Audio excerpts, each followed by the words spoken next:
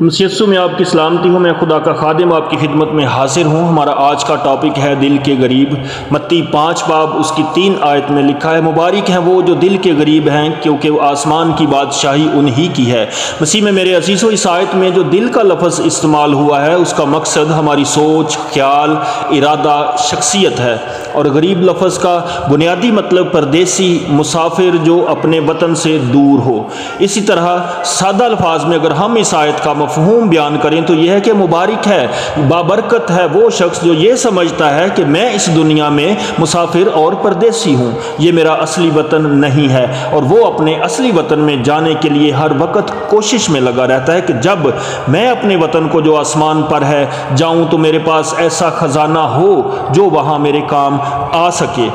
متی 6 باب اس کی 20 آیت میں لکھا ہے، بلکہ اپنے لیے آسمان پر مال جمع کرو جہاں نہ کیڑا خراب کرتا ہے، نہ زنگ، اور نہ وہاں چور نقب لگاتے اور چراتے ہیں۔ میرے عزیزو، خدا فرماتا ہے اپنے لیے زمین پر نہیں بلکہ آسمان پر مال جمع کرو، کیونکہ زمین پر ایسی تاثیریں ہیں جو کہ آپ کے مال کو خراب کر سکتی اور چرا سکتی ہیں۔ میرے عزیزو، ہمارا مال ہمارے اچھے عمل ہیں، ہمارا آپس کا پیار محبت ہے، ہمارا مال خدا کے حکموں پر عمل کرنے کا اجر ہے۔ دنیاوی طور پر دیکھا جائے تو خداوند کا فرمان ہے کہ اپنا روپیہ پیسہ زمین پر نہیں بلکہ آسمان پر جمع کرو، جہاں نہ تو کوئی چور اس کو چرا سکتا ہے، نہ ہی کیڑا یا زنگ خراب کر سکتا ہے۔ اب سوال یہ ہے کہ ہم اپنا مال آسمان پر جمع کیسے کر سکتے ہیں؟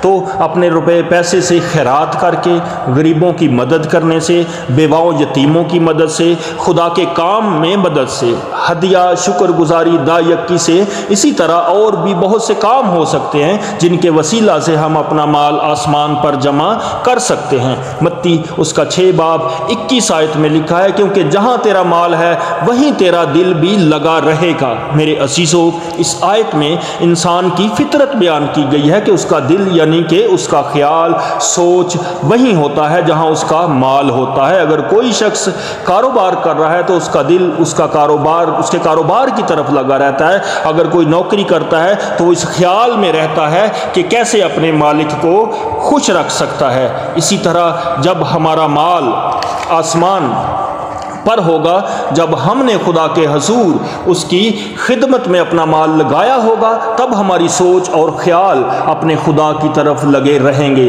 جب ہم خدا کی نوکری کریں گے تو ہم خداوند اپنے خدا کو خوش کرنے کی کوشش میں رہیں گے۔ فلپیوں 3 باب 20 آیت میں لکھا ہے، مگر ہمارا وطن آسمان پر ہے اور ہم ایک منجی یعنی خداوند یسوع مسیح کے وہاں سے آنے کے انتظار میں ہیں۔ میرے عزیزو، کلام خدا واضح کرتا ہے کہ یہ دنیا جہاں پر ہم رہ رہے ہیں یہ ہمارا وطن نہیں ہے، بلکہ ہمارا وطن آسمان پر ہے جہاں خداوند ہمارا خدا بادشاہی کرتا ہے۔ ہم اس دنیا میں مسافر اور پردیسی، اسی لیے ہمیں خداوند نے فرمایا ہے کہ اپنا مال آسمان پر جمع کرو جہاں کوئی خطرہ نہیں، تاکہ ہمارا دل بھی آسمان کی طرف لگا رہے۔ جب ہم اپنا مال آسمان پر جمع کریں گے تو خداوند اجر کے طور پر اپنی برکات ہم پر نازل کرے گا، اور ہم اس آسمانی وطن سے اپنے نجات دینے والے خداوند یسوع کا انتظار کر رہے ہیں، کیونکہ دلہا اپنی دلہن یعنی اپنی کلیسیا کو لینے کے لیے آنے والا ہے، تاکہ جو لوگ اس کے